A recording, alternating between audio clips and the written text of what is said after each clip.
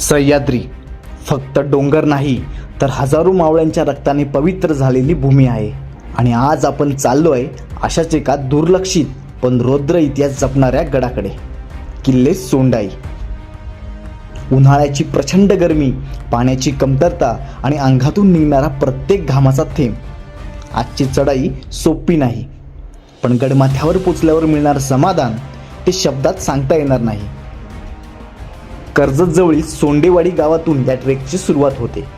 समुद्री सपाटीपासून जवळपास 1200 फूट उंचीवर उभा असलेला हा गड इतिहासात टिहाळणीसाठी वापरला जात असे. नमस्कार, जय शिवराय, जय शंभूराज. मित्रांनो, आज आपण सोंडाई किल्ल्याचा ट्रेक करतो आहे, जो कर्जत स्टेशनपासून खूप जवळ आहे. मित्रांनो, कर्जत स्टेशनपासून हाकेच्या अंतरावर असलेला हा किल्ला कोणाला ज्ञात नाही आहे. तर अशाच अज्ञात किल्ल्याची भटकंती करण्यासाठी मी आज घराच्या बाहेर निघालो आहे. आता एप्रिलचा महिना चालू आहे आणि गरमीमध्ये कडाक्याची गरमी पडली आणि या गरमीमध्ये माझा हा पहिला ट्रेक आहे. आणि आपण जो ट्रेक करतो आहे सोंडाई किल्ला, जो कर्जतपासून हाकेच्या अंतरावर आहे आणि जवळजवळ हा किल्ला कर्जत स्टेशनपासून एक 7 ते 8 किलोमीटरच्या अंतरावर आहे. आणि कर्जतवरून आपल्या इथे यायला जवळजवळ 1 पाऊण तास लागतो. खाली पार्किंग लॉट आहे आणि हे आपण आता किल्ल्याच्या दिशेने सरळ निघतोय.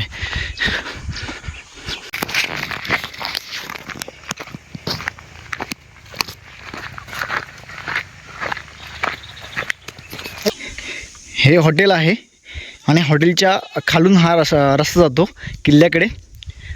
आपण इकडे वरती आलो बघा, एवढ्या वरती आलो होतो आपण.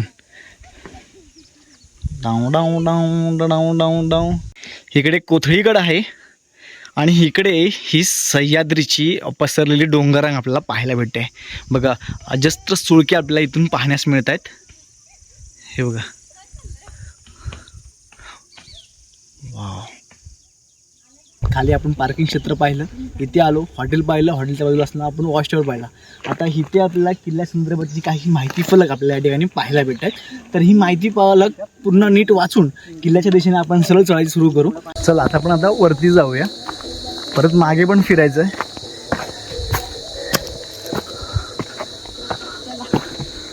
चल, इथून जाऊया. अच्छा, बघ, इतिहासाच्या पाऊलखुणांना सुरुवात झालेली आहे आणि आपण आता इतिहासाच्या पाऊलखुणांवरती चालतोय. हे दगडाला जरा खोदलं आहे बघा आणि इथे पायवाट बनवण्यात आल्यात. तर या पायवाट्यांचा वापर करू आपण.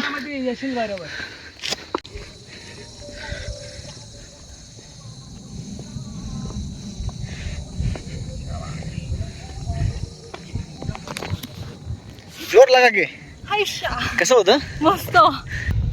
उन्हाळी ट्रेक करत असताना ना थोडंसं बसत चला, पाण्याचा घोट पीत चला, जेणेकरून आपली बॉडीची डिहायड्रेट होणार नाही आणि आपल्याला चक्कर वगैरे असं काही असं होणार नाही. स्वतःची काळजी घेऊन ट्रेक पूर्ण करा.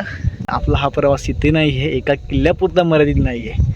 तर आपला असेच पुढेही भविष्यामध्ये खूप सारे प्रवास करायचे आहेत आणि बरेचसे ट्रेक करायचे आहेत. इतिहास जाणून घ्यायचा आहे. इतिहास भलेही आपल्याला काही तंतोतंत समजणार नाही, पण जो काही समजेल तो आपल्या माहिती असेल आणि ती माहिती आपल्या पुढच्या पिढीला आपण देणं गरजेचं आहे.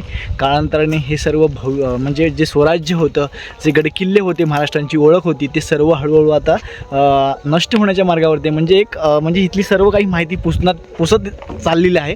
त्यामुळे आपल्याला हे आपल्या पुढच्या पिढीला देणं खूप गरजेचं आहे. आपल्या पूर्वजांनी आपल्यासाठी काय करून ठेवलं आहे त्याची माहिती, त्याची आठवण आपल्याला आजीवन, म्हणजे आपण जोपर्यंत आहे तोपर्यंत आपल्या ही सर्व आठवण आपल्या उराशी बाळगून ठेवायची आहे. चला, पुढेचा प्रवास सुरू करूया.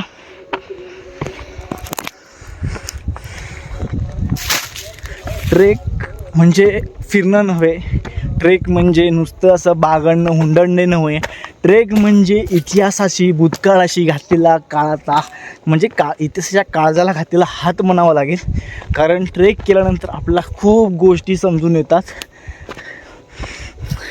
मित्रांनो, मी जे आता काही बोलते ते तुम्हाला कसं वाटेल, थोडंसं काही वेगळं वाटेल, काही ना पटेल, पण ही सध्याची गरज आहे. त्यामुळे मी सांगतोय आपल्याला आणि आपल्यासोबत शेअर करतो आहे. आता इथून पुढे गेलं का आपल्याला सुरुवातीला पाण्याची टाकं पाहायला भेटेल आणि त्यानंतर मग किल्ल्याचा जो कठीण टप्पा आहे तो आपल्याला पार करायचा आहे आणि नंतर मग माथा गाठायचा आहे. चला, खूप सुंदर व्ह्यूज आपल्याला या ठिकाणी पाहायला भेटतो आहे. आणि जागोजागी आपल्याला छोटी मोठी अशी खाण्यापिण्याचे स्टॉल आहेत. आपली आता गैरसोय होईल, पण पावसाळी आपण ज्यावेळेस ट्रेक करू त्यावेळेला आपल्याला इथे नक्कीच खाण्यापिण्याला खूप काही भेटून जाईल. सो थोडा बसतो मी, थकलो आता. पण इथून आहे ना समोरचे जे सुळके वगैरे पाहायला भेटतात ना, खरोखर सांगू असं शब्दामध्ये असं विश्लेषण करायला किंवा असं सांगता जमणार नाही हो. प्रत्यक्ष बघाल ना तेव्हा विश्वास ठेवाल. खरं सांगू तुम्हाला, व्हिडिओतून किंवा कोणाच्या सांगण्यावरून आपण ट्रेक वगैरे करतो किंवा असं पाहायला येतो, तर तसं न करता आपण प्रत्यक्ष येऊन त्या किल्ल्याला तिथला ट्रेक अनुभवायला पाहिजे. कारण खरं तेव्हाच आपण कुठे जाऊन इतिहास जगू.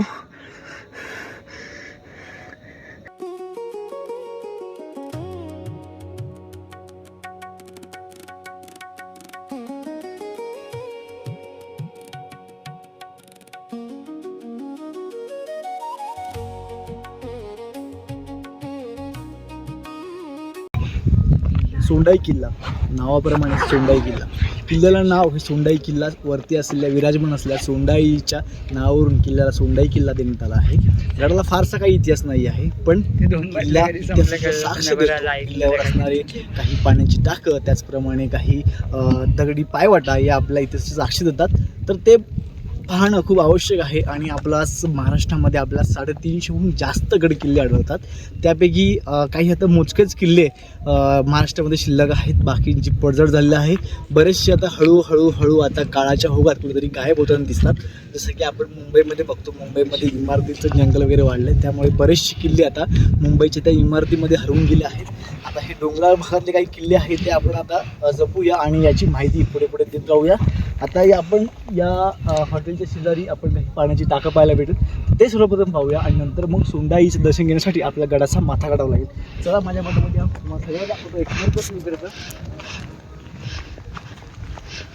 इथे आपल्या खालच्या भागाला जर बघायला यातून जाताना, तर इकडे आपल्याला काही मोरबे धर्माचा सुंदर व्ह्यूज इकडे पाहायला भेटतो आहे. त्याचप्रमाणे समोर आपल्याला कोथळीगडाचा कोथळीगड जो नरसाळाच्या आकाराचा आहे तो आपल्याला इथून पाहायला भेटतो.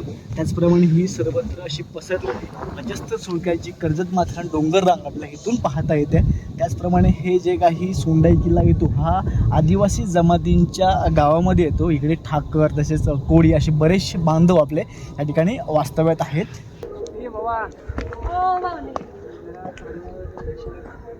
नाही यात पाय बसतो. अरे ओला असं तेव्हा पाय सरकतो, नाही तर असा पाय बसतो नाही. तिकडून आहे ना, खालून आहे ना. आता आलो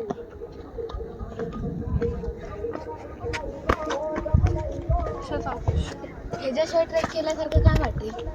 पावसाळ्यात जर मला पाय सरकलेला चढायचं माहित नव्हतं. सोंडाई किल्ल्याच्या पायथ्याशी म्हणजे अर्ध्या टप्प्यावरती असलेली पाण्याची टाकं आपल्या या ठिकाणी पाहायला भेटते. या ठिकाणी ही 2 पाण्याची टाक्या आपल्याला पाहायला भेटतात. आपली टाकी पाहून सर्वप्रथम आपण ह्या दोन्ही टाक्या पाहूया. टाक्यामध्ये खूप सारे प्रकार असतात. खांब टाकं असतं, तसं हा कातळ खोदून तयार केलेला पाण्याचं टाकं आहे. तर हे अशा पद्धतीचं पाण्याचं टाकं आहे. ते एक आहे, त्याचबरोबर हे देखील आहे.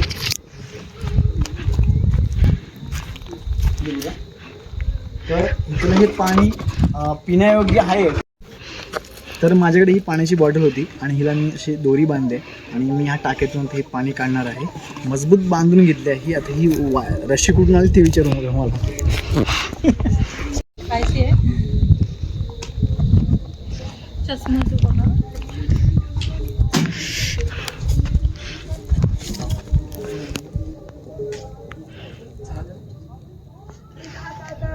काय केलंय त्या लोकांनी, हे बघ असं नाही जाणार, तो कोण केलं हे बघ.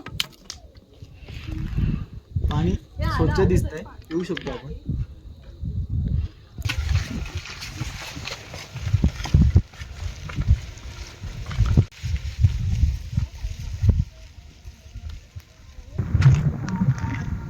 ह्या ज्या पाठीमागे आपण पाहतोय ह्या लोखंडी शिड्यांचा टप्पा पार करायचा आणि वरती माथा काढायचा आहे.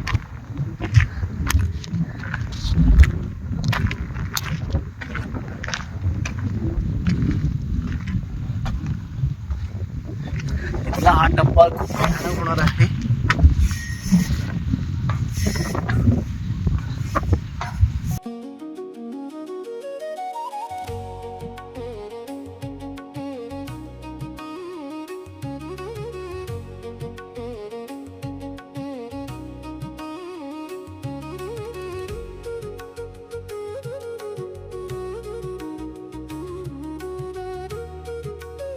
सोंडाई किल्ल्यावरती शेवटच्या टप्प्यावरती घेऊन जाणाऱ्या पायऱ्या आपण सर केल्या.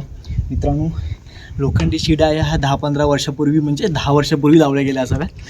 या अगोदर इथे दगडी पायवाटा होत्या, काळाच्या ओघामध्ये त्या मोडून गेल्या आहेत, त्यांची पडझड झाली. मग संरक्षणासाठी या ठिकाणी गडावरती येणं जाणं सोपं व्हावं यासाठी इथे या लोखंडी शिड्या बसवण्यात आल्या आहेत. आणि या शिड्या पार करून वरती आल्यानंतर आपल्याला गुहेमध्ये खोदलेल्या पाण्याचं टाकं या ठिकाणी पाहायला भेटत आहे. टाक्याबद्दल माहिती त्या ठिकाणी पाहायला भेटते. तर इथे सहजपणे उतरता येईल अशी पायऱ्या ठेवलेल्या आहेत. त्या ठिकाणी आपल्याला गुहेरी टाकं इथे पाहायला भेटत आहे. टाकं नंबर 1 आणि बाजूलाच टाकं नंबर 2 अशी 2 टाकी आपल्याला इथे पाहायला भेटत आहेत. ही संपूर्ण चिनी आणि हातोडीच्या साह्याने ही टाकी बनवण्यात आलेली आहे. आणि याला थोडंसं म्हणजे नक्षीकाम त्यावेळेला देणार ते म्हणजे आता हे दगडाचे खांब आपल्याला पाण्याच्या टाकीमध्ये पाहायला भेटत आहेत. बहुतेक हिचा वापर गुहा देखील म्हणून करत असावेत, पण सध्याच्या परिस्थितीनुसार आपण एक अंदाज बाळगू शकतो की हे पाण्याचं टाकं असावं. चला आता इथे बाजूला आपण एक टाकं आहे ते आपण पाहूया.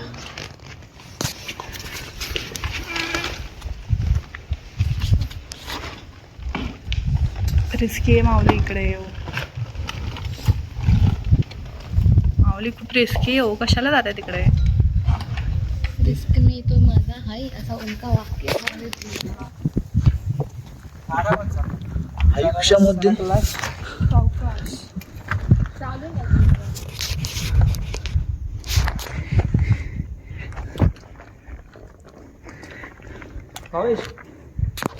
काम कर ना, जरा आरामात जाऊ.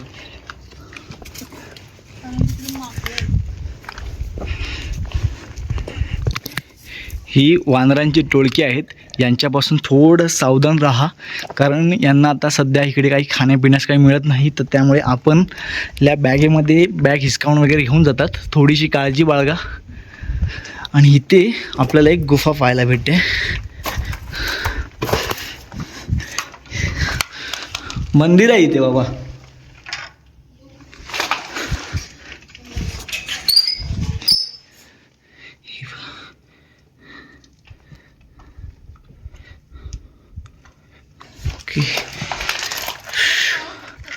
नको, मंदिर आहे पण आता तिथं त्यांनी लोखंडी हे लावलं आहे, म्हणजे पॅक करून टाकलं आहे, कडी वगैरे ठेवले आहे.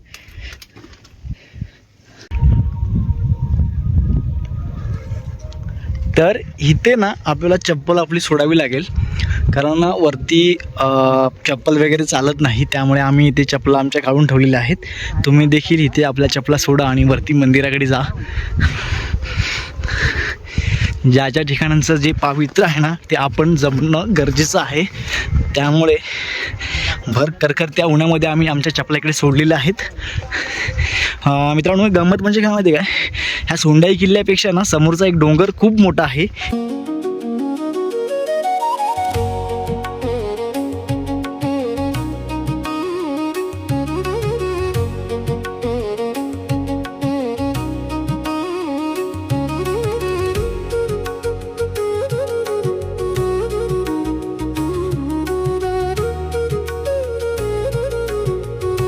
थोडा अवतार झाला आहे उन्हामुळे.